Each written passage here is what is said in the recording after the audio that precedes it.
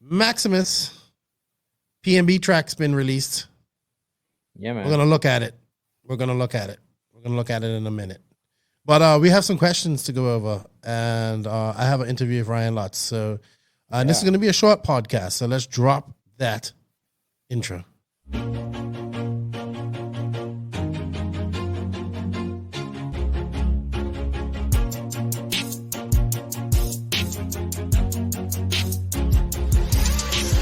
Nitro is the glory, but e-buggy pays the bills.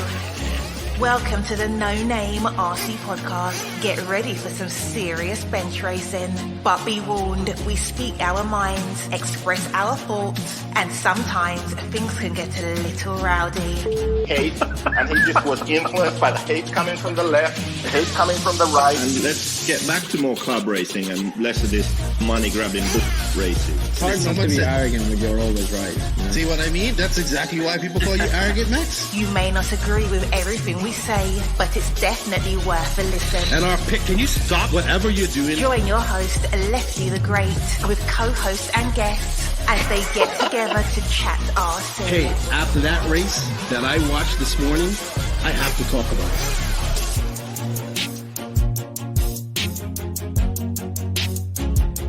Here we go. $100 right here, $100 throw. Oh no! I like this.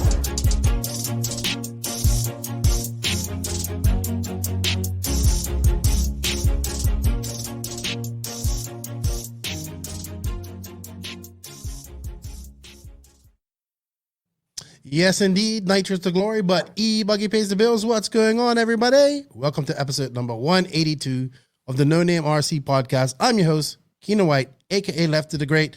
And to my left is the somewhat loved, sometimes hated, but definitely appreciated, Maximus Mortimus. What's up, Max?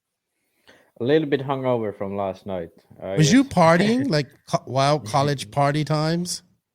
Yeah, now we have the thing is, like, 1st of May is a huge party for students in Finland and I think Sweden and some parts of Europe as well. But here the sort of university students have taken it up a notch. So the 1st of May it starts from 1st of April and lasts the whole month of April until the 1st of May. So you guys just what parties do you just get every day? Like what? I don't know, man. You guys' version of partying is a little bit different from mine. So yeah, you gotta guess, maybe explain this. Are you guys just sitting around in hoodies, drinking beer around a fire? No. Last night when we went out to a club, it was just like all our students. I mean, it's the middle of the week, so no normal people can drink. Okay. On a Wednesday. Yeah. All right. Well, that's part of college life, university life. Yeah. You must enjoy it. But thank you for your time. You're a little bit hungover. I'm cool. It's Thursday while we're recording this. Everybody's on their way to PNB. Looks great. They released the track. We'll talk about that in a bit. But before I go on any further, I have to say my thank yous and I have some shout outs. I want to say thank you to all of the NNRC Squad around the world. We guys can't do it without you guys. Thank you for all the support. We greatly appreciate it. Keep sharing, keep liking, disliking, commenting, whatever you want to do, as long as we get it out there in the stratosphere. The YouTube is really picking up, Max. We're getting 1,000 to 1,500 views per pod on there, which is pretty good. And people might be like, that's nothing. But like we're talking about 2-hour podcast, 3-hour podcasts here. Yeah. So it's not like a 5-minute video. So thank you to everybody. Remember, go hit that subscription button, that notification button, that like or dislike button. Leave reviews. All that helps get us out there in the stratosphere. Thank you to the patrons of the NNRC. Max, we owe them a Patreon-only pod. We need to figure out some time to do that. And I need to figure out, I was trying to figure out a way we can have a giveaway for the patrons and they can win something with PNB. Maybe we have to talk about it and think about it. We'll see. But thank you to the patrons of the podcast. We greatly appreciate it. We got some new ones here recently, so I appreciate that support. We can't do it without you guys. If you wish to be a patron, the link for that is in the written description of this podcast. Also, thank you to the awesome companies that support and sponsor us. They are Invisible Speed.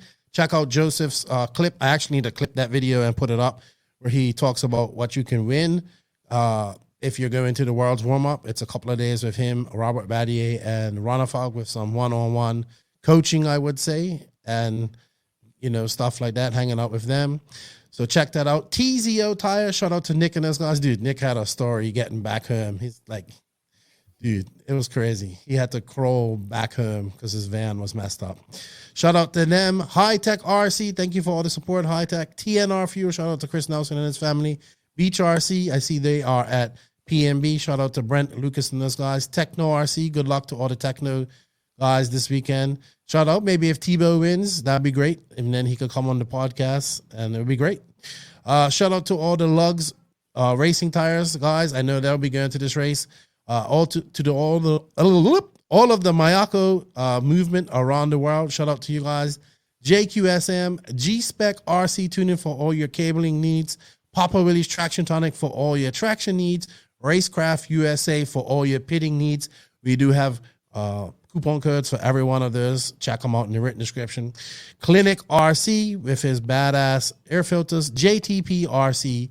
Shout out to the RCGP crew. House of RC. Shout out to my boy RC Kevin, who I think is actually going to be going to Silver State. So I actually finally got a chance to meet him. So that'd be great. And I just have a few shout outs before we go. Happy birthday to my boy Michael Norris. This was his birthday yesterday. That's a good friend of mine. He's from Albuquerque and hangs out with all those guys. And I really miss going to races with those guys. They were a lot of fun. These are also the guys who got me he's the guy who gave me the 2 Packy chips as well. So, but he even said I was crazy with the toe of Satan because that was too much. So, yeah, shout out to him. Happy birthday. And I have to say shout out to Katie and David Carmandi, who I got to hang out with briefly at RCGP. They also gave me this cool hat. My wife really likes it, Katie, so she's probably going to commandeer it. But race like a girl, don't give an inch. Shout out to you guys. Thank you for that. You should be happy, very happy. We had the female Samantha Joan win. No, she's queen of the street. She's not king of the streets, but she's queen of the street. So that's cool. Thank you for them. It was great to see them. My buddy Marlo Brighton, his son Carter, DJ Hepler, Wes and Logan Koek. I got to meet some new people from Florida, but I had known them, Tony and Josie Pattershaw. We drove up. It was good to see Big Jimbo. And then I finally got to meet Corey Jordan, EKJ 24,000 on YouTube. I finally got to meet him at RCGP, and his work is getting better and better. So go check him out. Give him a like and a follow. And a notification on YouTube. And I got to meet a good friend of mine. He's a father, like about the same age, and he has 2 children. His children are a little older than mine, but we've become good friends. It was Tony Chandler and his son Josiah. So it was really nice to meet them at RCGP. It was. I just can't get over how much people I meet, and I have to kind of be like, this is my way of saying it was nice to meet them and whatnot. So it was great to see all these people at RCGP. I will be doing this every couple of podcasts because I just can't help shouting out the people that I met. And on a somber note and not so good note, our condolences go out to the Pacific Northwest RC community. Shannon Azur, who is the father of a friend of mine, Austin Azur. He used to run JQ Racing up there in the Pacific Northwest. And he was a stalwart up there, and he passed away. So our condolences go out to Austin and his family, and to the Pacific Northwest RC community. I believe they've started a GoFundMe. I'll find it and we'll share it, and hopefully we can get some funds to help pay for the burial or whatever, because it was I don't know what happened, but it seems like it was sudden death. And it's always a shame when we lose somebody in our RC family. So our condolences to him and his family. All right, Max. So we have quite a few questions.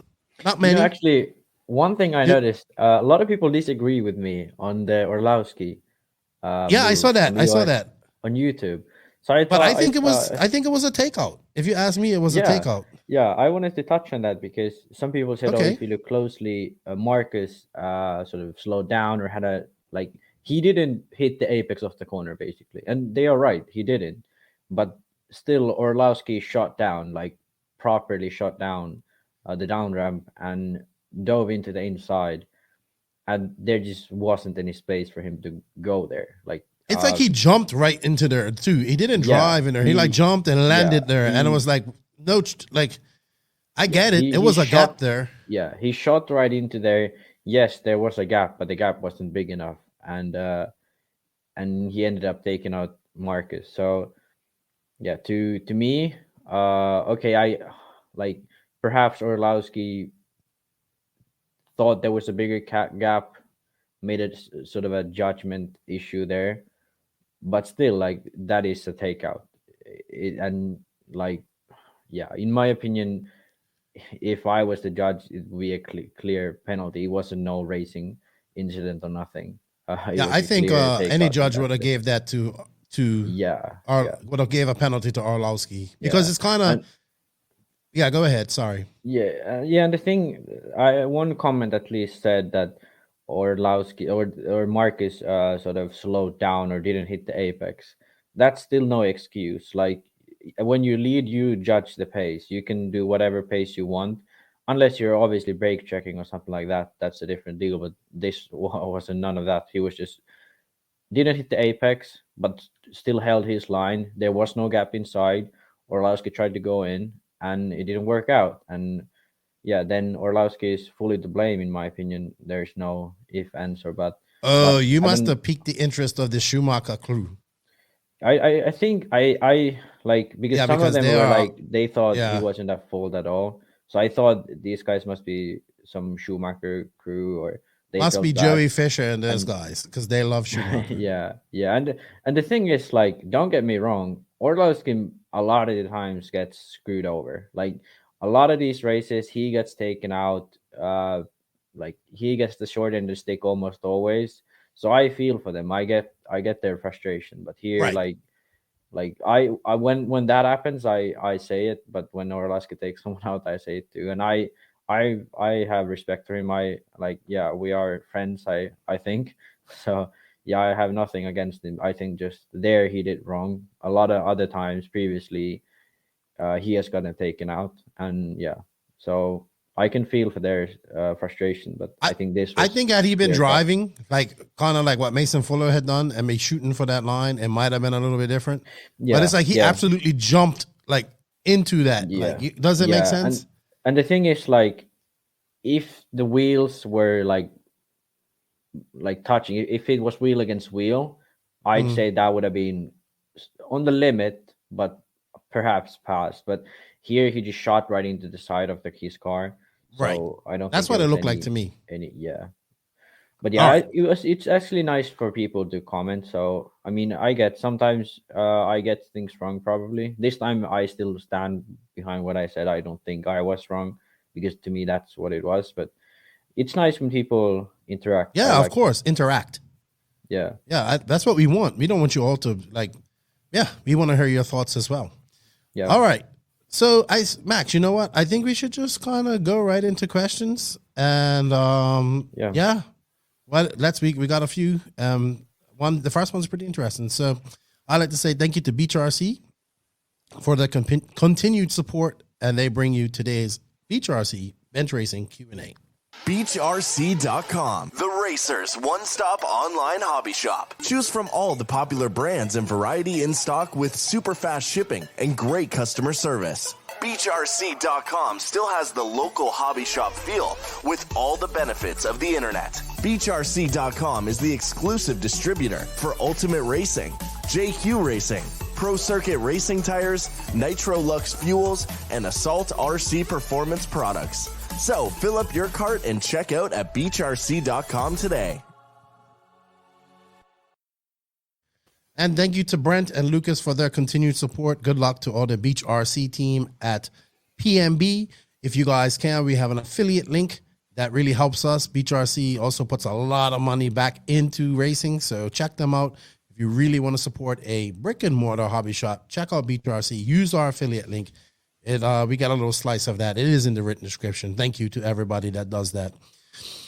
All right, Max. First question is about the new Mag Brake electric magnetic braking kit from ProStar. And this Louis Quesada, says, what's our thoughts on the innovation, and has anybody tried doing this before, or is this really a first? So have you seen anything about this, Max?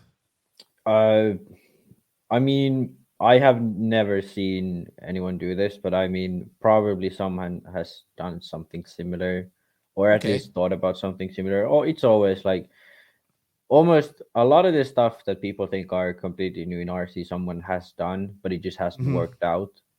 But yeah, I don't really know. So I mean, it could be at first. Who knows? So you know what the basics of this is? It's a electromagnetic. So this is supposed to eliminate the servo, all this type of stuff. And I guess your brakes are activated via magnets.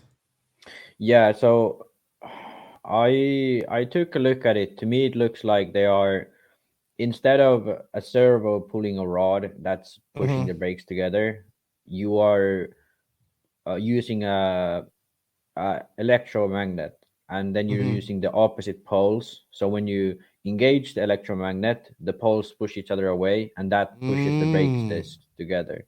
That's how I think it is. I don't think it's the rotation that slows it down, but I mean I could be wrong. I'm not 100% sure, but that's how I got it from the pictures. He said there were quite drastic weight savings, and I think that would be the case. That a servo generally weighs anything from 60 to 75 grams generally. So you eliminate most of that by just putting a micro servo to pull the throttle, and then the brake pads or the electromagnets, those will weigh a bit more than a regular center diff mount or regular brake system. But sort of the effect of eliminating the servo, the heavy servo, I should say, that sort of balances out. And I think he said the overall weight savings were about 20 to 30 grams, something like that. So that would be pretty big in my books of weight savings. Yeah. I really want to see how this works in real world, 45 minute, 60 minute A-mains. You know, this is a lot to see. I'm all for any type of innovation. I want to see it tested in racing and under vigorous, under like sportsman conditions, under pro conditions, because they use their throttle fingers in a different way. But if it works, then I say, yeah, let's do it. Like, you know what I mean? Yeah. My sort of thoughts on if it's gonna work or not, or my biggest concerns, I should say, are heat. So if it's really cold weather, or the car heats up during the main, magnets generally don't like heat that much. So I don't know how that will work. I'm not sure if, I mean, probably in this case they have tested it out and said it works. I don't know, but that would be my concern. Then the other one is it takes quite a bit of electricity to put the electromagnets. So I don't know if that is less than what the servo eats up. So that could be a concern as well. So does your receiver battery hold up during a main? I can't remember if they said on their sort of description of the product that if that had been taken into account. I don't know which one is more efficient, electromagnet or a servo. Right. I wonder how you could adjust bias. I wonder if you just go in and program. Yeah. So so the way it works is there's a motherboard basically, and with that you can program it. So you can program the strength of the brake, kind of like an ESC basically. So you program the strength of the brake, and because the rear brake and the front brake are individual units, you can tune how much the bias is. So you can just put it on your phone. They had an app, so you can just say 60 front or 30 rear or whatever. Awesome. Like you can adjust it on an app. Then you can adjust the strength of the brake in an app, and you can also adjust the curve of the brake. So you don't have that sort of on and off brake. You can have a curve of it. You can have I think they even had frequency of the brake. So with an electromagnet, you can sort of have a little bit more vibration in it or something like that. I don't know if they have that, but 10 scale cars have that with the electric motors. I don't know if you have the same with this. One thing I sort of thought was a bit that I didn't like was the ESCU or the motherboard, whatever you want to call it. That seemed quite big. Some cars definitely won't be fitting that into the sort of radio box, and leaving that out. That is, I wouldn't do that if it was like a very dusty or especially a wet weather race. So those would be concerns as well.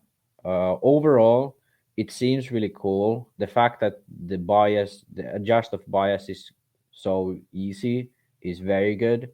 The weight savings are very good. So yeah, so I like to see people try it now, see how it works, get some thoughts of people. I like to obviously try it myself, but I don't know. Well, he'll how be at they Silver would State. do it. Yeah, you So should interview him at Silver State. I will. and I'll get go up and see him. I will yeah. also be seeing if any of the fifth scale cars will be using it as well, because he Yeah. says this is for fifth scale. That's what I'm really excited about at Silver State, to be honest, is going to watch some fifth scale. So I'm Yeah. excited to see this. If it works, it works. Yeah. And well, one last thing I want to say is IFMAR and EFRA rules don't allow this device. So that's a bummer because the rules say you're only allowed a receiver, steering servo, throttle servo, and a battery, and then a switch. So those are the only allowed electrical components in the car. So this, like, those rules, it's illegal by these rules. So that's unfortunate. Perhaps those rules could be modified. I don't know. US races, there's no issues, obviously, because they don't really have rules that like Silver State, DNC, these events don't use rules that way. Well, they have tech, so there might be an issue there. But I get what you're saying. Yeah, but I mean, they don't. But this they is don't if this works, then check that. then Yeah, FMAR is They going to have to tech be for, like, forced to yeah, use it. But I mean, Joey's races tech for fuel and width and weight and stuff like that. But I don't think they tech for everything in the rule book. Like what IFMAR and EFRA, the rule book is quite goes quite deep on stuff. All right. So yeah, I don't know. I mean, but I'd like to see more of it. I just want to see. I think it's a good idea, but yeah. This might lead to fuel injection one day. Yeah. All right. Next question is from Chris Tradu, and it's about why you're all making enemies. Perhaps to give some love to Dave and Joey. Take one element from each big race. I actually thought about this question, so we're going to attack this real quick. So it basically said, like, make up your dream race using one element from a lot of the big main races. So this is what I came up with. I'd use PNB's show, like the show, not the monsters and stuff, but the show, combined with the stadium of the Southern Nationals, I think, for the event. And the track guy who does the Southern Nationals, like the older track guy who done it before the elevation, that type of track. I want that type of track combined with the prestige of DNC, the international allure of Neo, and then with the professionalism and amateur classes like RCGP. And then I wanted to have the prestige of also being like a world championship. So it has to be like IFMAR and those races. Yeah. And the track builder doesn't have to be either one. If I was to get somebody to do it, I get that guy who built the first the Southern Natch track, because I just like the way that he does his stuff. So that would be my ultimate race right there. You go real quick, Max. What would you use? Yeah, so I think I agree with a lot of those points. I think I've said this for I don't know how long, probably for 2 years now, that PNB, they should call it an RC festival. And I think I saw Dave, or I don't know if it was an official post, but they call it like a PNB and it's an RC festival or something like that. So they've definitely listened to the podcast, and that is what is great about PNB, and they should embrace it more. They should, like, they do it well. Like the show, like the driver intros are nice, the fire stuff, the podium, the monster stuff. All right, so we're gonna use. So you agreed if the show from PNB. Yeah, and so have that as a sort of a festival style. That's something Dave does really well, and that's something he should embrace even more, I think. So that's something from Dave and race time. Joey's races, it's more of the prestige, as you said. But I do have to say, I do love his tracks. I think he does the best track. So I'd like him to have the track. Now the hard part is where do I want this race to be at? So if it was just like no concerns on travel. Sorry, I forgot to add location of Silver State. So I want it to be where Silver State is. In Vegas. Yeah, Vegas could be good, but I don't like the dirt at Silver State. Well, it would be the dirt from Southern Nationals. It would be that track. Okay. So we're just having this imaginary race, you know. I won't go imaginary. I will go real life. So no, we're taking little bits and pieces from each race and making an ultimate race. I'll try to make this that someone could one day have this race. So you'd have that sort of all the like cool stuff like the festival rocket car jump, stuff like this. That'd be from race time. Joey would have that sort of his track and the sort of prestige that the dirt brand brings to events. And you would have it at the Silver State facility, but he'd bring in his own dirt, which would be similar dirt as I really liked when he was in Arizona. So that type of dirt, I love that. And then you run an RCGP, RC2 race format where you have sort of more track time, people can enjoy it, and you have the pro class of RCGP. Those are, in my opinion, the best combination of an event. So because right now with RCGP, right now what RCGP lacks is sort of the heritage because it's so new. People are sort of getting sort of knowing it. It doesn't have that sort of many years of continuity. In my opinion, what Dave's races and race time events lack is sort of a program or a proper structure. They're just like nice festival event, but then the racing, it's just whatever might happen. And then what Joey lacks, in my opinion, is just that like his races are just so big and it's more structured than Dave's events, but that is still an issue with him. So sort of Dave's races are trying to get like PMB is big, but it's done in 3 days, so that's why it attracts a lot of people. When they did go to 4 days, it dropped on entries. I do like DNC having the separate nitro and electric and druggy days. I like that. It makes the race longer. But yeah, I get it. But those are all things we kind of agree on what would make an ultimate race, I would say. But I still got to say this because this is an argument people say always, why can't there be different races? Yes, there can be, and there should be. As I said, I'm fine with PNB being the way it is. But I think there ought to be more space for races and formats like AMS was, which is pretty much what RC2 class was like. So that is, in my opinion, that's the best way to go. I'm fine with PMB and having 24-hour practice, but I don't want that to be the norm. You know, that's my point. Because right now that is the norm. And it's an odd race out when people actually get track. I know what you mean. Yeah. Great question, Chris Tradu. Benjamin James, how do you feel about Nitro Off-Road trying a dual motor format, double mains essentially, instead of a long single main? I like it. They do it at RCGP, 2 15-minute races. It's exciting, but I also like the 60-minute mains. But for promotion-wise and for excitement, the 2 15-minute mains with one pit, great. Yeah, I'd have to agree. I do like 2 moto mains, but then on the other hand, I have to say the sort of excitement and the build-up there, it isn't the same as when you have a single 45-minute or 60-minute main. I gotta be honest though, I'm not a huge fan of 60-minute mains. I personally prefer 45 minutes because 60 you're starting to push. Like a lot of times people break in the last 15 when it's a 60-minute main, and that in my opinion sucks a bit.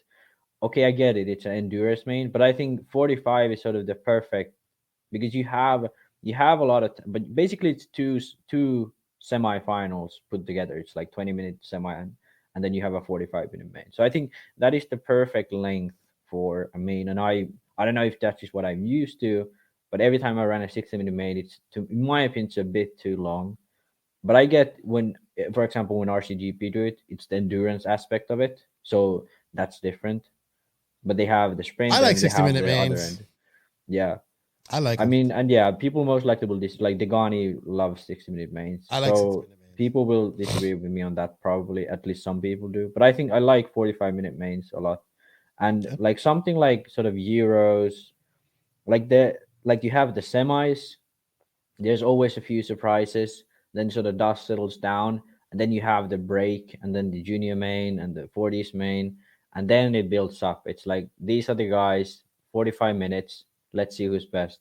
So that is like I think that is hard to beat. Sort of that build up. It's almost impossible to beat with any other format. Even like 10 scale when you have 3 mains, you sort of lose the build up of it. It's like main, then you wait, then the main, and then the last main, someone might have actually already won it. So that's sort of what I don't like about split mains, but they definitely do have a place. And I really like the 15-minute mains or sprint mains of RCGP when I ran it in 2019. And there definitely is space for mains like that. But the sort of build up and the excitement of a 45-minute single main is hard to beat. So, yeah. See, I like them both. This is a question. I like them both. Dom Tranquil, I don't know his real name, but that's what he goes on to. Why are international organizations so reluctant to change the qualifying format to somewhat more excited? Real quick, Max. It's because there's, for example, EFRA, there's, I don't know how many countries, like probably 30 countries who get to decide about stuff when they have to vote. Mm-hmm. So, and if, I don't know if they do some stuff they do that they need an unanimous vote, but some stuff they do that they need just a majority, I think. But yeah, trying to get 30 countries to agree to doing one thing, and then like you just have one meeting a year. Obviously have smaller meetings like for in the EFRA Federation itself, but it's so much harder to change stuff when it's that slow. Mm-hmm. And then with Roar, almost everyone is a volunteer. There's only a few guys who get paid, and they've been there forever. So they are not like wanting to change stuff anymore because that's like they've done it forever. So there, in Roar, there aren't really any forces trying to change stuff. In EFRA, there are, but then there's so many differing opinions. So there isn't the one clear force trying to move stuff forward. And that's why it's really slow. And and I've said this before, but we shouldn't hold EFRA and Roar and IFMAR to them to change stuff, because they never will change stuff, because that their job is to keep stability and heritage of this sport. Who change stuff are organizations like RCGP or the Dirt or Race Time. They are the ones who will try to push the envelope to get new stuff, get people more excited. Sadly, a lot of these organizations have not worked in the way of making racing better for people, rather making their own events just bigger, which I mean, I guess it's fine, but I'd like to see sort of RC being more fun for everyone. So we should have like someone like RCGP and Dirt and Race Time and DXR or Neo, what it used to be. Those are the ones who should be pushing the envelope, and then EFRA is the one who says, okay, these guys are doing a good job, let's take something from them, or let's work together.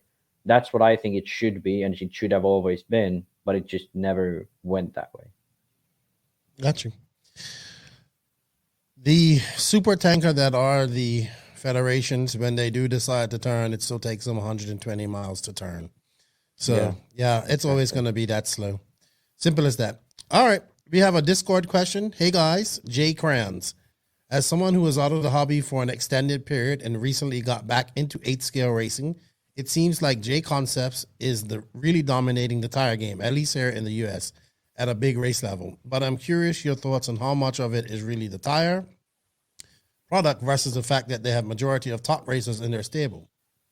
In other words, even though that they appears to be the best, would a Mayfield, Fend still be winning at the same clip with another brand, in your opinions? Well, I think real quick, I think when Proline went to Horizon, that like J Concepts just went where Proline probably used to be. back in that day. So I would say that right now JC is the number one tire brand in RC. It's doing well on its East Coast races. It's holding its own out on the West Coast, which is predominantly dominated by Proline and AKA. It does well in the Midwest. The only place that we don't really see J Concepts doing really big in is probably Europe. Yeah, you know what I mean? Compared to really. Proline, AKA, and the other tire brands. Throw in hot races now involved. Then you have other tire brands, these smaller brands like Lugs, Seismic. like TZO, Seismic, all these tires trying to get a little piece. But right now, yeah, J Concepts has probably one of the best products, has some of the best drivers, Mayfield, Fenn, Born Horse, and they just have a plethora of tires and compounds to go to compared to other races. And at some races, they're just really good. Like at these indoor races in the Southeast, this is like where J Concepts is always going to be probably the best tire. That's just my opinion. Yeah, J Concepts definitely was already a lot better in the East Coast a few years back, but they have, in my opinion, at least since when I ran them, I started running them in 2018 and ran until 2019, so 2 years. And at that time, they were really good at all tracks except for hard, packed, and dry. Not necessarily even high grip. Sometimes they were good. Like if it was really high grip, it was good. But when it was sort of mid grip, dry, and hard packed, that's when they really struggled. I don't know if they have solved it. I haven't seen them release much more new compounds, or they have the aquas, but I don't think they use that for dry tracks really. So and no new threads really for that condition. Blockers, yes, but when I tried them, I never really liked them that much. Reflex is really good, but then again, it doesn't last when it's hard packed and dry. So they do have a sort of a weak spot, J Concepts, but when you go to American tracks, there are really not many tracks which are that way. Whereas compared to Southern Europe or Central Europe, even almost all tracks are that way. So that's why the disparity between Europe and America in J Concepts. Hot Race is sort of a brand who has managed to now get the feel for both. I believe when Paviris moved to Hot Race, they now have the AKA compounds for the soft compounds, which they use in America. For example, like DNC, David really liked Hot Race. He's free to run anything he wants to, but he still runs Hot Race at DNC. I don't know about Silver State and tracks like that, but definitely the West Coast dirt. The Hot Race works really well, and Hot Race is really, really good on like medium grip, hard packed, dry track. So in my mind, Hot Race and J Concepts are the ones sort of battling for which is the number one when you take into account Europe and the world. Obviously, like in America, J Concept has lots of fast team drivers, so they have good results, and they work really well on a lot of these tracks. Now, it's like what you said about Proline, like same happened to AKA. AKA was the best in from let's say 2010 until 2013, 14. AK was the best. But then when Proline came out with their long wear compounds, the X compounds, and the Fugitive especially, that worked really well on those high grip tracks, then AK fell back quite a bit. I don't know, when I was running AK at the time, it felt like also their own compounds went worse. So I don't know if they switched something around, but it felt like just the old tires worked better than the new tires. I don't know if that was just placebo or what it was. But then Proline was the dominant tire from 2014 up until 2016. I mean, yeah, David won the Worlds with AK in 2016, but you have to take into account this was a low grip track, which AK still worked pretty well at, and watered as well. So AK was good then. Since then, AK has been better. Like Ungara has been doing really well. AK has their new long wear compounds that do work well. Proline has since fell back because I don't really know if they had money issues or Horizon just made them really good offer. But especially now when they moved to Horizon, in my opinion, it has went back a bit. It was really good up until 20. I'd say like 2017, 18, I felt Proline was still one of the best or the best brand overall. But I think now AK and Proline are a bit back compared to J Concept. I would agree with that. I would agree with that. Yeah. All right. Got some Instagram questions. We got 3, and then I think that's it. Brandon Hong 8. I don't know. How often do nitro engine bearings need to be replaced? Can you tell by sound or feel when it's time? Thanks. Sound and feel. And it feels a little bit gritty in there, it's time to change them. So the best way to check for this is to disassemble the engine. Just like take everything out, and then just with a finger, the rear bearing, you can actually hear if the engine has this sort of a little bit, I don't know what you would call it, a little bit of a sort of a wearing noise. It's I know what you're talking about. It's, I don't know what the word for it would be, but it's not a rattle or anything like this. It still runs fine, but there's just a little bit sort of a metallic noise in the engine. Yeah, that's when it's wearing. That's the only word I can and then but that's when you know the rear bearing is gone. The front bearing is the easiest way to see just if it leaks. Like if you see any leak in the sort of front part of the engine, that's front bearings going or gone. Or if it's a brand new bearing, it might leak a bit because there's a lot of oil in it. But yeah, generally rear bearings, depending on what fuel you run, how well do you take care of your engines, and how much dirt passes through your engine. So the more you change your air filter, the less you have to change your rear bearing, and the better fuel you use, the less you have to change your rear bearing. And for me, I mean, I've ran my rear bearings for a long time now. I don't even know. I switch the front bearing around now and then. If you run like stock OS bearings, those suck. I don't know if Reds has changed their bearings, but those old ones used to suck as well. They were actually the same bearings that OS used. So a lot of these brands use very bad front bearings as stock. And I ran a different one. I can't remember what it was, but it's not even an RC one. It's an industrial one. And it works really well. It lasts virtually forever, and the idle is better. And yeah, I think I don't know. I don't have any info. I just have a bunch of them in my bag, and I use them when I need a new one. Magnus SRX7.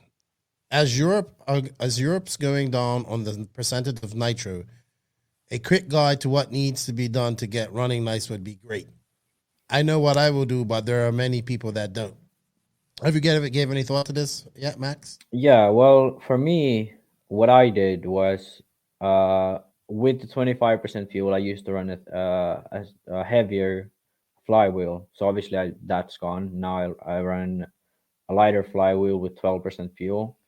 Some people might think this is sort of the opposite of what you should do, but I went from running a P4 plug with 25% nitro to running a P3 plug with the 12% nitro.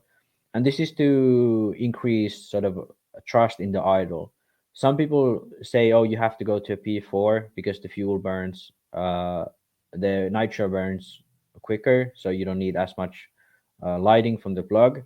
But I think going to P3 gives you much more stability of idle, so your tuning range is more free. If you're on a P4 with the 12% fuel, generally you end up having a lot of issues with having a too high idle, so that you just don't flame out. And that's what at least I felt. Something I don't do, but a few my friends do this. When they run 25% fuel, they put a shim on the engine, so they raise the plug a bit, just because the sort of long stroke OS engines have so much power. Mm-hmm. So then when they went to 12% fuel, they took that off. I don't have a shim. Yeah, so more compression. No, took a shim off when they went to 12%. But when they run 25, they add an extra shim from stock. Okay. But I don't do that, so I didn't do anything about it, and it worked fine for me. Now, the issue I had was when it got hot, so above, let's say between 25 to 30 degrees Celsius, that's when I started having issues, which is, I don't know if I should have gone to a bigger Venturi, or what I should have done. Should I have even more compression then, just like so I can have more power? Because obviously hotter air, less oxygen. So yeah, you need to compensate for something. So I need to test this out again next summer, but bigger venturi, more compression. I'll try that out in the hot temps. But when it's below 25, only thing I needed to do was went from P4 to P3 plug, and then just tune it again. You had to tighten the screws a bit. It was quite a drastic difference actually, but for me, it worked straight out like that. So that's how about my scooping the thoughts. head, the glow plug head, to get more compression? That's what my buddy did her with his GT. Yeah, around 16%. yeah, I don't know. I'm not that into engine tuning, so I Right. don't know really that I couldn't explain. Perhaps someone else could be better with that. Yeah, I don't really have any. I don't know how that would work. Interesting. It probably Interesting. could be better that way, but I don't know. I think this is where engine modifiers are going to earn their keep. Oh, for sure. Yeah, for sure. The thing is though that I mean I ran 2 of the nationals with 12%. Every time when it was below 25 degrees Celsius, I actually was same speed than with 25% fuel. But I had better mileage. When it was a really, really high speed track, then you benefit from the 25. It has a bit more power, obviously. But the smaller tracks, I was sometimes even faster with the 12% because it has less bottom end, so you get less wheel spin. You have more drive out of corner. Okay. Got you. All right. Good question. I think a lot of people are going to come. I think now the worlds are going to be done on 12%, it looks like. Or at least the Euros are. I don't know. Like, yeah, some guys are going to have issues. That's for sure. It's going to be madness. Yeah, I really am very disappointed at EFRA for not trying to sort something out for you so we could use 25. But yeah, I don't know. I don't know what's gonna happen. It's like the spec tire. Everybody's got to use it. And also, please, if you are an engine tuning guy and you let us know. are in the Discord, please go to my sort of Ask Arrogant Max channel. Please give your thoughts or what you have done if you have run. Or even like on Facebook, PM us, because I'd like to know definitely and share it with our listeners. We got one more question, and then we're gonna go on to our main interview with Ryan Lutz, and this is another Instagram question. Checkered Pass 503. What would you buy with the 20K from King of the Streets drag race? Well, what would you buy, Max, if you had 20K from that race right now? I'd buy me another RC boat. First. I'd go on holiday somewhere and take my RC cars with me, and then just I go to Colombia. I take my wife to Colombia. She wants to go to Colombia, so we go down there for a vacation, and then I'll come back and buy some materials to build a house to start for my house. But I definitely got a new RC boat, a Rico Marine catamaran. I'd go somewhere where there isn't a foot of snow. Yeah. He goes, do you think male egos are hurt a little more when losing to a female competitor, or does RC in general somewhat level the playing field since this hobby relies on so many things going right, i.e. electronics, pit stop skills, and not just a person's physical attributes? I think men still get upset. 100%. Male, especially older males, are really fragile. Their egos get deflated, and then when something happens, like a young kid beats them or a woman beats them or whatever, they get hurt, and they are fragile beings. So. I would have to ask Katie Carmandi. I'm gonna have her on as a guest, and I love her motto: "Race like a girl, don't give an inch." And I think we talked about this on the last podcast. Like, this is the great thing about RC is that physical attributes don't really matter. They don't matter. And it's about time we start seeing some females getting up her and kicking ass. And I hope we continue to see more. There's no reason why we can't have a female world champion in RC. There's absolutely no reason besides that they don't want to be in a sport filled with like weirdos like us. That's the only reason I could see it. So definitely. Definitely. So more females race. Whoa, everybody. All right, remember, hashtag RCs for everybody. All right, Max, I think that's enough for our questions. I'm going to go on to our interview with Ryan Lutz. It was a great chat with him, catch up with him. I learned something new about the meaning of AKA. Learned how he almost was completely out of RC at some point. So it's good that he's back. And then Techno. Oops, played that by mistake. I'm not gonna edit that at all. See, even though after 182 episodes, we still make mistakes. So with that said, Max, I'm going to bring you back for the conclusion. Thank you for the questions. It seems like people really are enjoying the questions. That we have people say that it's really helped them. So I know you go really science mode in them, and that's great because I think this is your favorite part of the podcast. And thank you to everybody that sent us questions. We greatly appreciate it. And sometimes we have to kind of be careful because we can spend like a long time answering them. So we have to select some as well because a lot of them are repetitive. All right, Max. And also remember, guys, don't forget to go check out Beach RC. Thank you for all their support. Check them out at PNB. And yeah, sweet. Use that affiliate link. It really helps us out a lot. Please, we greatly appreciate it. We got a little slice of that. Max, see you later for the conclusion. It's time to talk to the tallest man in RC, Mr. Ryan Lutz. Techno RC. Techno RC.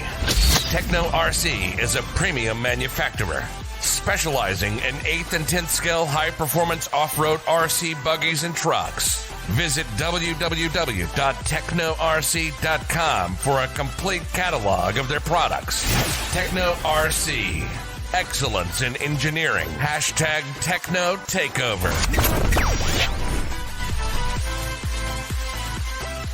Joining me this week is a gentleman that needs no introduction if you don't know who he is. He not only is the tallest person in RC, he's also one of the nicest persons in RC.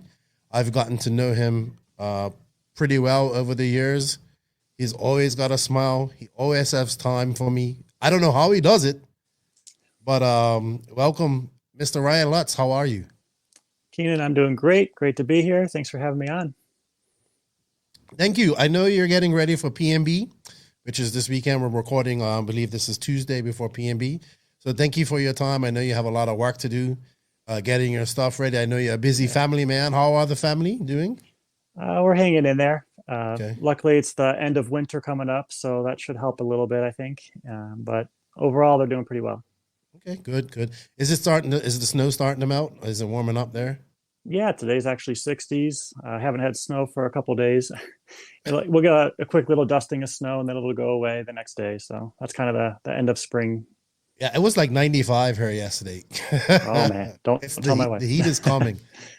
Yeah. All right. So thank you for coming on. I saw you at DNC. You look very happy. Congratulations. I think you had a very good DNC, by the way. Yeah, thank you. You've had a very good showing with your new cars, the Kyosho cars. Something I think you should have made. I thought this move was coming back in 2020. Was it 2021 when you left from Nemo and went to WRC? I think 2020. Was it? Yeah, because Well, yeah. I can't remember. I think it was going into I ran 2021 with WRC, so I guess it was right. End of 2020 into 2021. Yeah. Right. I thought that this was the move that you was going to make then. I guess it didn't work out. Kyosho kind of, we was wondering what Kyosho was going to do. Obviously, they're strong in Asia and Europe, but in America was like nobody was at the helm, it seemed like. But there were still people running the cars. Yeah, they have a lot of loyal people that have been running the car even since I was there as team manager 15 years ago. Like Francis Ortiz, who lives here. Exactly. Even though we don't have a track, he will be running Kyosho forever. Right, exactly.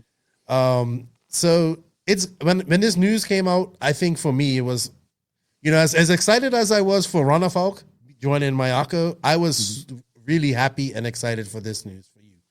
Truly, I was. I appreciate that. Yeah, I was excited too. Yeah, I mean, you shocked everybody too because, I heard all these rumors. I mean, let's be honest. I mean, I had heard that you was probably on your way out of RC full time. Maybe you was looking for a part-time gig. And I was like, we said it repeatedly on the podcast, RC wouldn't be the same without you in it. So tell us a little bit about that. Was it that close for you? Was it almost over for you? as a professional RC guy? Absolutely was. It seemed like that's the way it was going at the time. There wasn't, the market's getting tougher in a way, and there wasn't a lot of options out there to be able to make a career out of it still. And like the hard part was, I still have the Alpha brand that I'm with Lutz RC that I sell. And it's like I didn't want to have to give up that or no longer support them in that way. So just trying to find the right chassis fit and making sure all the other support sponsors were going to be able to stay on board and were interested in staying on board. That was all up in the air for right up until the end of the year. So I'm glad it all came together. That's not a good way to live, though. Honestly, No. It's very stressful. Yeah. People don't get this part of you guys' career. Mm-hmm. So, I mean, I got a little taste of it this year. The sponsors, you worry if they're going to stay on and stuff like that. So I get it. And your livelihood depends on this.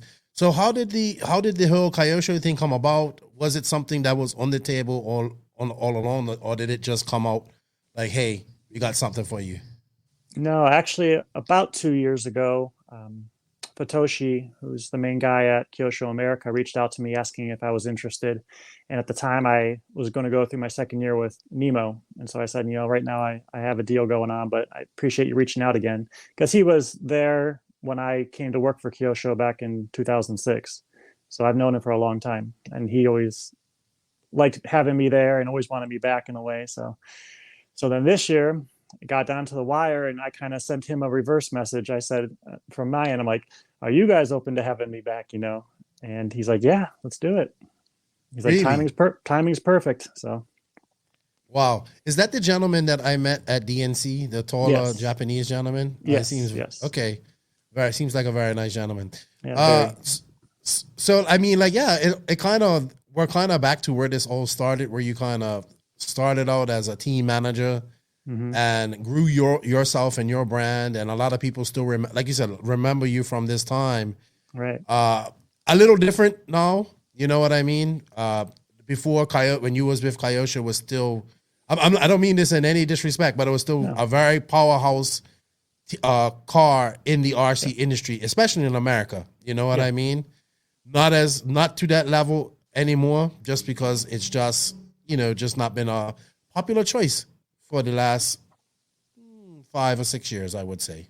Right. Yeah. Back then, especially, there was only still, 3 or 4 primary 8-scale brands. And, now we have a ton more. So the competition's deeper, the pie is smaller, as you would say. And for a long time, I think the currency exchange was a big problem, and the car was more expensive than everybody else. I think actually right now that's actually kind of reversing. And I know. The Kyosho is actually being more affordable than most of the other I know, cars. it's crazy. Whoever would have thought that? So it's interesting how the world goes around, and we'll see how it all goes going forward. Well, they have pedigree, and you can't beat their pedigree. No, they have the history and the legacy, and they still make a great product. Just building it again, I was like, man, the quality is so nice. Yeah. Really? So let's talk about the cars. I mean, how is this? How are you liking them? You did pretty well at SIC. I should have results up here, but I don't. I think you finished in the top 5 or just outside of the top 5 at SIC. I can't remember. I'm sorry. I really don't remember my results much anymore either. Okay. I know SIC was a bit of a struggle. I hadn't had much time at all on the cars. Mm-hmm. And what I learned going out between SIC and DNC, I went out to the Paris track to practice for a couple of days. And what I learned there would have definitely translated to making my result better at SIC. So I know I've learned a lot since then. So it's just going to keep getting better, I think. And then your epic e-buggy final with Rana Falk. Oh my gosh, you guys gave us some of the most exciting racing. I was like, you guys, when you was coming over that triple and you guys were exactly like this, I said, you can't get closer racing without touching somebody. And at that point, I was like, man, if either of these guys win, I'll be happy.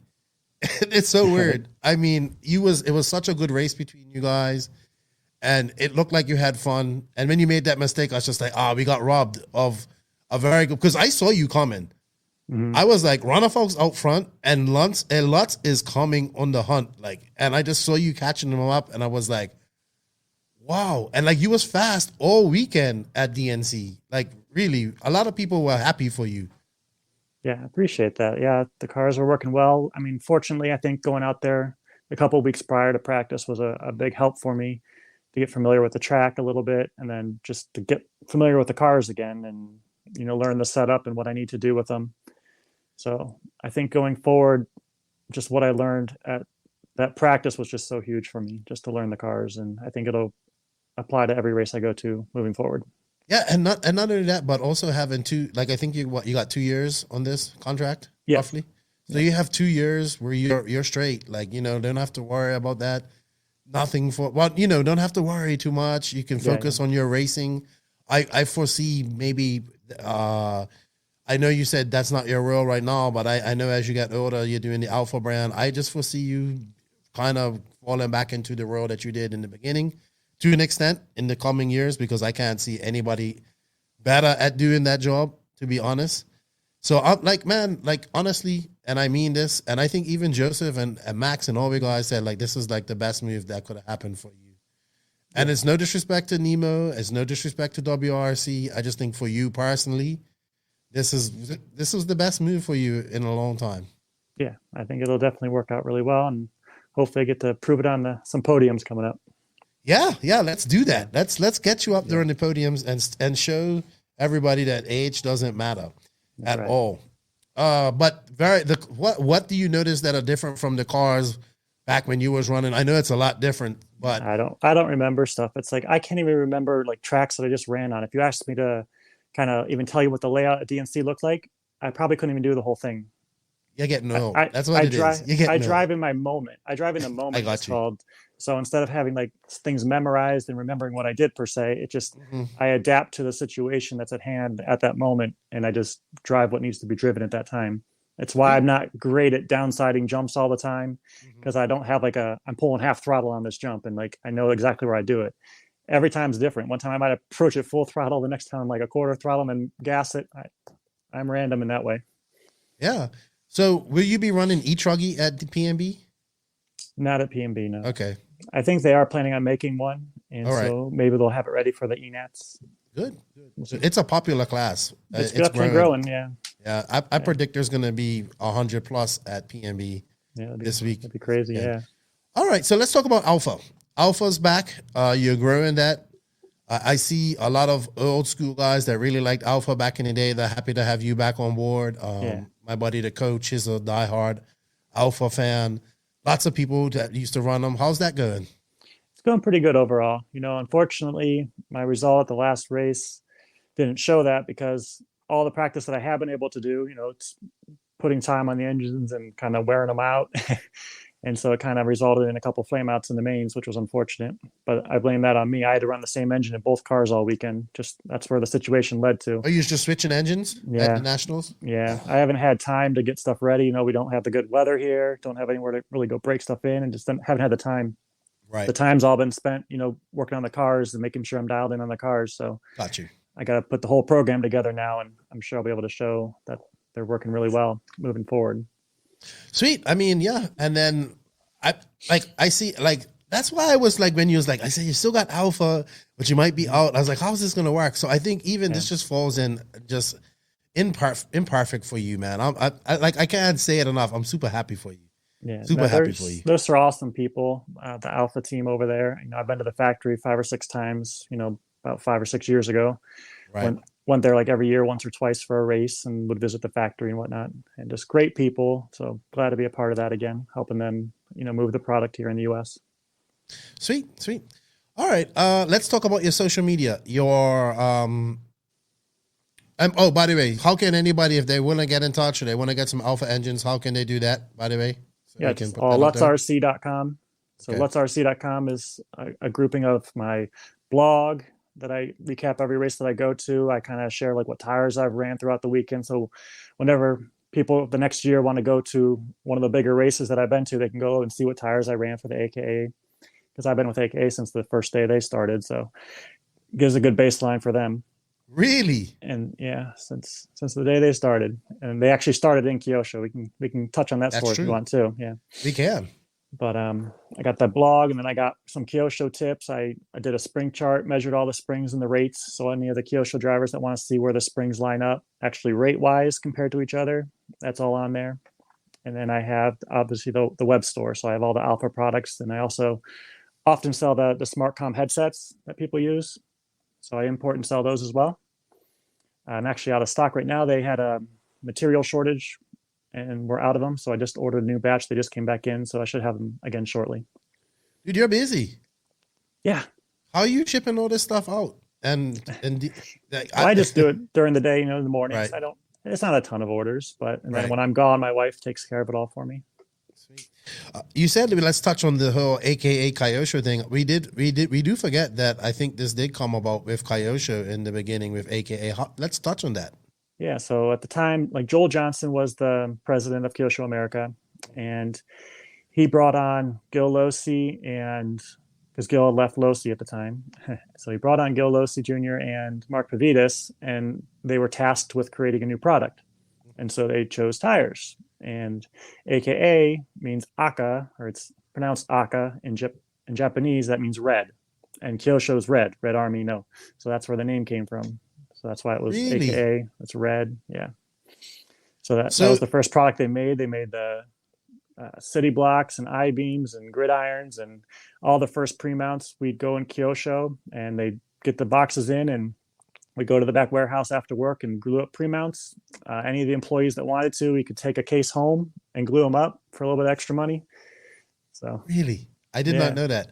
You know what? The Spanish guys have been saying the name right all the time. They say Aka. Yeah. It's really Aka. Really? Japanese for red. Yeah. Hey, so I gotta ask, how much did you get for gluing up a box of tires back then? What was extra money? If we did a whole case, it was $90. How long did it take you to do a case? Do you remember? I don't remember. Yeah. Oh, that's a lot of tires, though. It was like 90 tires, I think, something like that. Were you like Might have QC'd on your gluing skills? No, I don't think so. Wow, I don't think we see drivers doing that anymore, though. You know what I mean? Like going in the back, working on like you heard when Drake talks about with the triple XNT, and they had to go in there and do all that work to the carburetors or something like that. Okay. You gluing up tires in the back. People don't do that no more, it seems. Yeah. Or as drivers. Most of it's all sourced out, I think. Yeah, that's crazy. We forget about that sometimes, that you guys had to do an actual job as well as a driver back in the day. Yeah. Yep. All right. That was interesting. Didn't know that. Let's talk about your social media. You've been killing it on that. You've had multiple of your onboard cams go viral, which has been great. How's that been for you? Has it helped get more spotlight on you? Do you think it has got more spotlight on our industry as a whole? And if not, can we use this in combination with other things to help promote our sport and our hobby? I think it does. I think anymore, I think our RC in general as a hobby aspect has grown more than it ever has, with the drag racing and the FPV drones and everything. So people know about RC everywhere. It's just we're trying to get them into this little segment of off-road racing, It's so hard. It's different. It's a time consuming and it's expensive, but I think the showing the onboard just shows what these cars are going through, and it's just amazing to see. It's like everybody thinks the videos are sped up, and they're not at all. The only thing I do in them is slow them down actually on some spots to show action, but it's just amazing because you figure scale, they're going over 300 miles an hour. So, and that looks like when you're watching it, it's just so fast. I know even you, if you didn't know and watch this like we did, we would think it was sped up as well. But it's been some amazing footage. What was the biggest one? I think it was the Padova one. It was like one of the first ones I ever did. Right. It was just random. I just got the GoPro Hero 8 when it came out, basically, and went to Italy like the day after I got it, and didn't have much time. The practice was limited, so I just I put double-sided tape on it and slapped it on the roof right before a practice run. Ran 5 minutes, and that's the video I put up. So there was no editing on that one. It was all pre-done, and people loved it. It went super viral. But I'm all for any of that stuff getting out there because it all helps. Every little bit of RC content, cool RC content we could get out there, it just shines the spotlight on what we do because people.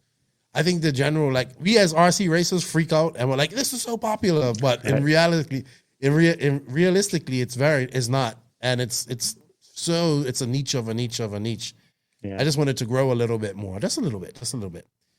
So What's next for you? What can we expect from Ryan Lutz this year? Where will we see you traveling to? We know you're going to PNB. What will be next for you after that?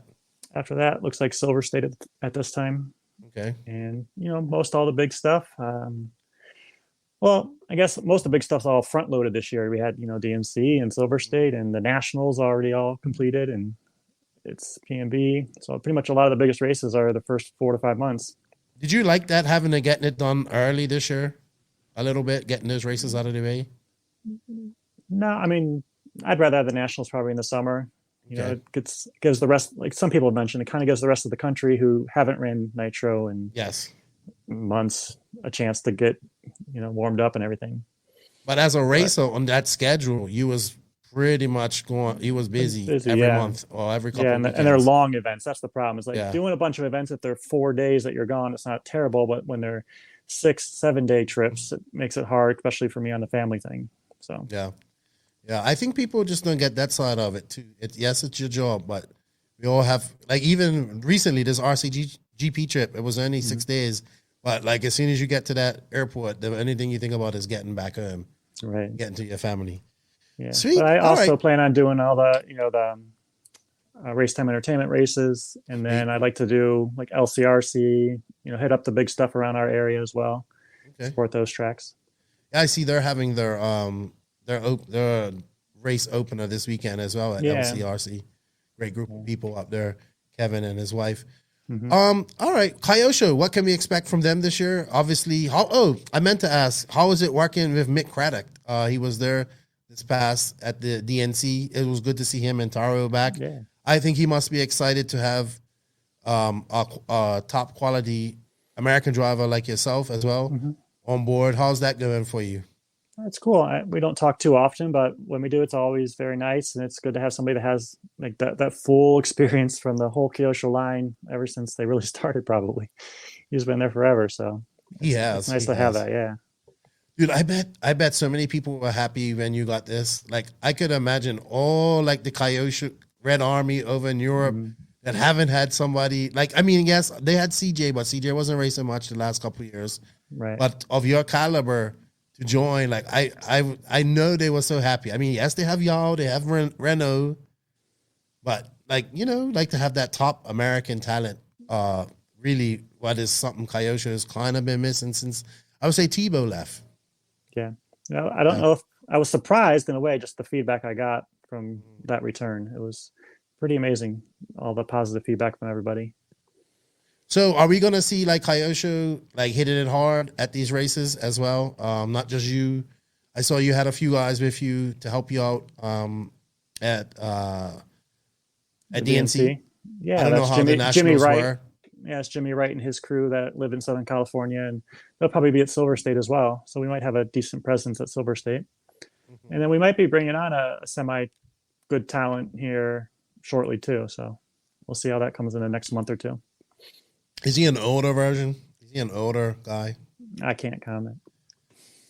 We'll see what happens. I have an idea who it is. I may have. Yeah.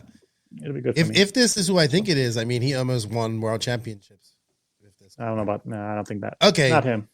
Okay. All right. So I was just saying, no, I'm going crazy. Yeah. I love that type of stuff. All right, man. So is Kyosho like serious this year? Like, are they going to be building their brand up here in America? Are we going to see Kyoshos at club races and stuff like that all over the place and whatnot? I hope so. That's kind of what I'm trying to do is get I don't know if you have to get the name back out there, but just get the presence back out there and showing that the cars are still absolutely capable of competing at the highest level. And, that can translate to the club level as well. The quality of the product is amazing.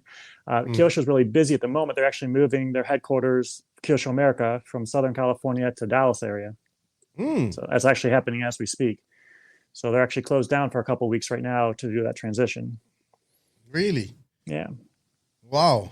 That's a lot of people moving to Texas, it seems like, from California. All the companies were located in Southern California. And then a lot of them have either at least moved their warehouses out of Southern California, or a lot of them are moving the whole operation out. Really interesting. Yeah. Interesting news. Well, that's good to see. That means Kyosho is taking things serious on the racing side in America. They're going to be a contender. They have you. I think it's a great fit. I look forward to following your career for the next 2 years and what you're doing. So, man, I just really, like, I can't say it enough. I'm really excited. I'm really happy for you. And I wish you all the best. I really do wish you all the best. And Kyosho. And people know I'm not the biggest Kyosho fan here. We'll change it. We're going to change that. It's not that I personally have anything against it. It's just an old beef from back in the day. Right. Kyosho versus Mugen. Yeah. So, man, good luck at PMB this weekend as well. I appreciate it. It should be good. And if anybody wants to get any information about Kyosho or anything like that, who do we point people towards? Yeah, any of my social media outlets. I'm on, you got Facebook. So you got my business page or my racing page. And then you have my blog, lutzrc.com, and my email's on there as well. So many different ways to reach out, and happy to respond. Sweet. Well, good luck this weekend, man. Thank you. I'm not going to pick you because I'm jinxing people. I made my pick already. I hope I didn't jinx him. But yeah, good luck this weekend, man. I really wish you the best. I like to see you on the podium. Top step or third step. First, top step preferably, but first, second, or third will do as well for me. I'm going to do my best. We'll see what happens. Yeah. All right. Cool, dude. Thank you for your time. Have a good weekend. And thank you for sticking around in RC and being awesome. We appreciate it. Thanks, Keenan. I appreciate it. Thanks for having me on. All right. Bye-bye. Bye-bye. Max, we have a reveal. We have the PMB track. It's pretty big. It's very big. Yeah, it's definitely one of the biggest tracks in RC. Obviously, Redovan is a bit bigger, but this is like, considering this is indoors too. It's always they used every square footage of dirt they could use. Oh yeah. So kudos to Bobby Moore and Trackmasters and everybody at Race Time. They built a great track. I see they went on to the concrete section here. It's gonna be, dude. So many people are gonna make up so much time on this Joker lane. It's just gonna be like wide open. Yeah, all the way down here. I think the mains are gonna be a bit hard to follow with sort of that big of it because you cut almost half the track. But I'm eager to see how it works out. Yeah, I still like to see them try the other way where you have an extra thing you need to do instead of cutting the track. Obviously, a little bit hard for in space concerns, but overall though, track looks really nice. Very, very technical. Very technical. I wonder how it will work out. Like, does it keep good flow? There's a lot of sections where you need to be very sort of square and shoot, sort of. So it'll be interesting to see how it will work out. But yeah, it looks cool. Yeah, way more technical than when I went there and previous years too. Last year wasn't this technical. And by the way, I just noticed this, but no big jumps. Not a single huge jump. No, it's like you have to string all this together. You double. Like this is all one continuous rhythm section with a turn. And then they have the split lane, which I like that they took from the Nationals, which was good. So yeah, I wonder how that will work. I hope it's like Nationals where you can do both lines, but hard to say. Well, we'll see. We'll see her soon. But actually, like this was a huge revelation for me just then. Like Really? there aren't a single huge jump on the track. No, it's all Because technical jumps. Usually P&B, there's at least one or two huge triples, but here there's not a single one big one. No, I don't know if that was something they purposely went to, or if that was just like when they used a lot of dirt, they just ran out of it. I don't know. I know, which way. but But I like I it. mean, I'm fine with this. I'm fine with this. Like But it. I'm really I think it's I'm going to really favor waiting to see. Fan now, to be honest. Yeah, but I mean, then again, it's really technical. So there's lots of places where he can make a mistake. So then I'm like, okay, Mayfield. All right, so let's make our top three right now. We'll call it, and then we'll stick to it, and then we're going to do a watch party on Discord this week as well. So we'll punch that. All right, go ahead. Who's your top three? My top three is gonna be Mayfield.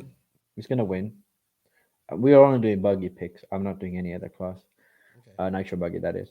Mayfield's gonna win, and then we'll have. This is gonna be tough. We're gonna have Fen second. He's gonna crash in the whoops or somewhere in the technical parts of the track, and Mayfield's gonna take it. So then third is gonna be. I want to say Mason Fuller, but I'm not too confident now. Really? The Nationals track, I think that suited him well, and he made third. But here, like Tessman could be fast. Even Ogden could be pretty fast. Tebow, like he's good in tracks like this.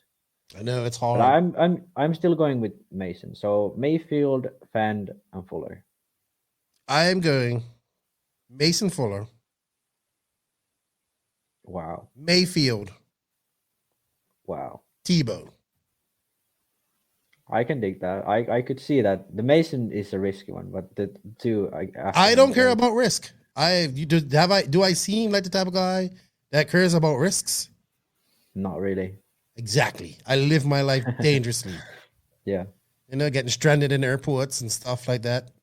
All that. That's how I do it. So Mason Fuller, Mayfield, Tebow is my picks. Yeah. Yeah. I mean, last year I made the sort of Joker Tessman pick, and he was actually right. But this year, like this track, his form, and considering Fenn's and Mayfield's form, and even Fuller's form, I don't see Tessman, unfortunately, being up there. Please don't blow out Mason Fuller. Please don't blow out. Then it will look like I really am jinxing people. So I am saying this, and if Mason Fuller does bad, I will never ever pick anybody ever again. Okay, but you can pick second and third. You just can't pick the winner. Okay, that's it. Mason Fuller, Mayfield, Tebow. There we go. I'm going for the Iceman Team Fuller all the way. J Concepts, HB, indoors, P&B, form his on. Yeah, I'm taking Mason Fuller. Yeah, I can see that. All right, Max. I think that's it. Shout out to everybody traveling to PNB. Have fun this weekend. Be safe. Don't drink too much. Don't party too hard. Have fun. Good luck to everybody that's running. I did e-troggy. Oh, what's it over on the e-troggy is going to be 100 entries. How much you want to bet? Not much. East Coast. I mean, there's probably going to be more e-truggies than nitro buggies at this rate. Dude, it's going to be rammed with e-troggies. The East Coast loves e-troggies. All right. You know what, Max? Good luck to everybody that's running the PNB this weekend. Have fun. Get some sleep. Don't go too hard the first day. I know how it is. I'm seeing many people fall. I got 24 hours practice. 3 a.m. the next day, they can't even move. So I know. Don't blow your loads. Take it all at a pace because you got 3 days of madness ahead of you. Drive safely, everybody. Have fun. Max, anything to say before we leave? Not much. I hope it's going to be a nice race. Yeah, me too. Have some RC excitement for a while. Yeah, join. We will be doing. We won't be doing any lives, but we'll be sharing all the YouTube and Facebook throughout the weekend.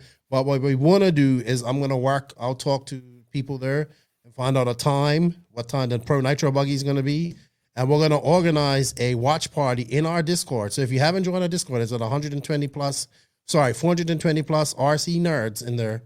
So if you guys want to join us, I'll put a link for our Discord in this written description. And if you wanna, if you listen to this and you want to join in, just shoot me or Max a message to get a link. But we're gonna do a live watch we're gonna party share it there. on Facebook. The link is gonna be shared everywhere. And Sweet. So all right. Well, thank you to everybody that tunes in, man. We can't do it without you guys. The NNRC Squad around the world. Please keep on sharing, commenting, liking, disliking, subscribing, commenting, reviews. Help us get out in the stratosphere. Please, we greatly appreciate it. Shout out to all the patrons of the NNRC. Max and I are going to get together and do something for you guys this weekend. Thank you for all that. If you wish to be a patron of the podcast, you can.